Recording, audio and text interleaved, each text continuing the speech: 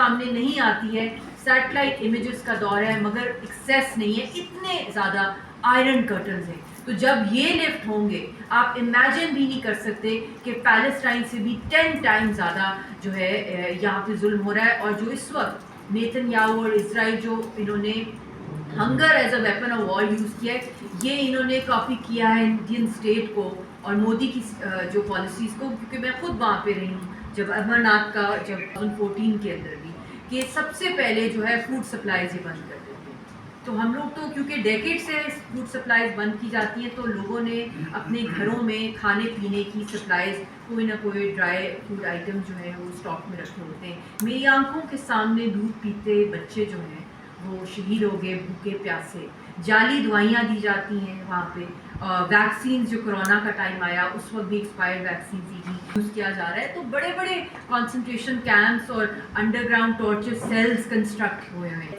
Sentences جو ہے وہ اناؤنس کیے, ان کے آرمی بنا دی ہے نازیز والی, جو آئیڈیولوجیکل آرمی ہے, جو پوری دنیا میں سب سے بڑا کرائم ہے.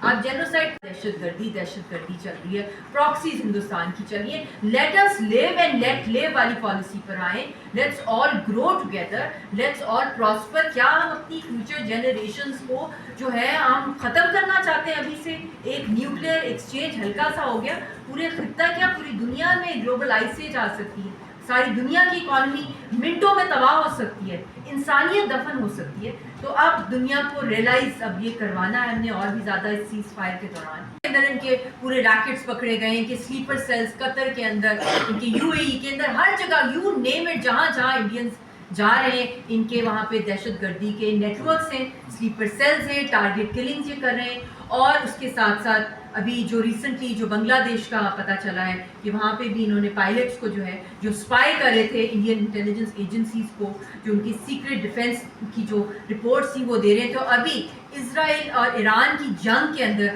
موساد کو جو انفارمیشن جو ہندوستان کے سلیپر سیل, جو پاکستان کب سے کہہ رہا تھا ایران کو کہ بھی یہ سوئل ایکسپلائٹ کر رہے ہیں, بلوچستان کے اندر جو انفلٹریشن ہوتی ہے دہشت گردوں کی, یہ وایا ایران انڈینس جو ہے بھیج رہا ہے.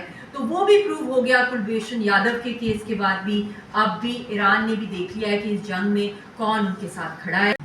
My family has endured a lot, but we will never give up. And inshallah, Kashmir will be free with the help of all of your prayers and from prayers from all of the martyrs in Kashmir. Inshallah.